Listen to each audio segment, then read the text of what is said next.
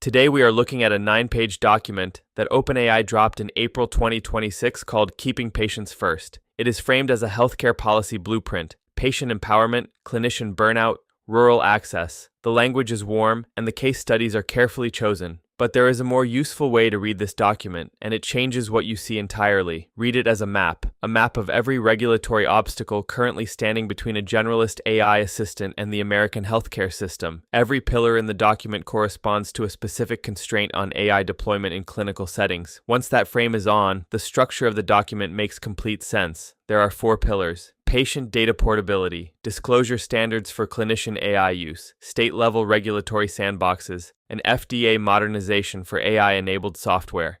We are going to walk through the 2 that the article identifies as most consequential because they are the ones that will actually change the plumbing of US healthcare if they go anywhere. The first is information blocking. The blueprint proposes extending the 21st Century Cures Act information blocking prohibitions to providers that do not currently participate in CMS programs.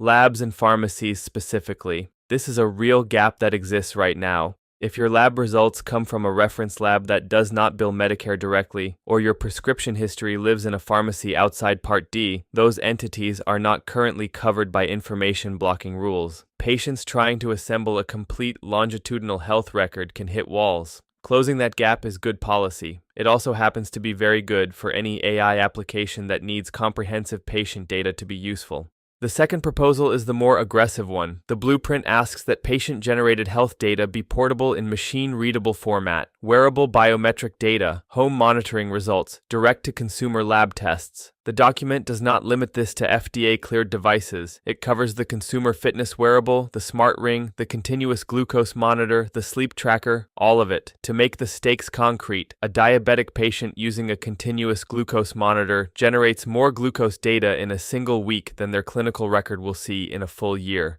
Almost none of that data flows back into clinical decision-making in any structured way today.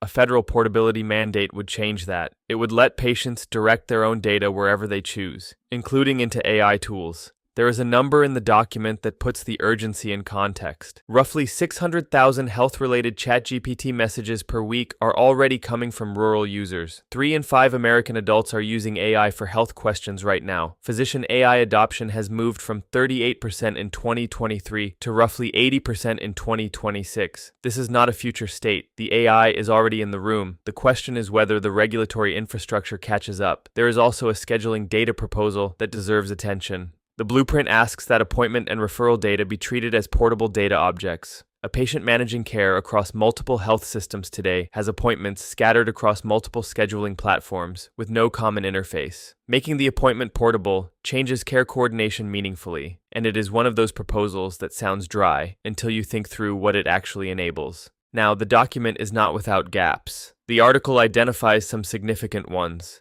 Payer-side AI deployment is largely absent. Pharma AI and drug pricing intersections do not appear. Model error rates and clinical liability are not addressed. The implementation path for small independent pharmacies is waved at but not solved. The self-interest of a generalist AI company advocating for data portability is visible throughout, but the article's conclusion is that the underlying policy logic on data portability and FDA modernization holds up even after accounting for the strategic positioning. Both things are true at once. This is a genuine contribution to the policy conversation and a carefully timed filing by a company that wants to be a platform rather than a regulated player. That tension is exactly what makes the document worth reading closely. Subscribe to On Healthcare for the full paid analysis, including the FDA modernization section, the regulatory sandbox proposals, and a detailed read of what the document's omissions reveal about where OpenAI is positioning itself in the healthcare AI market. The link is below.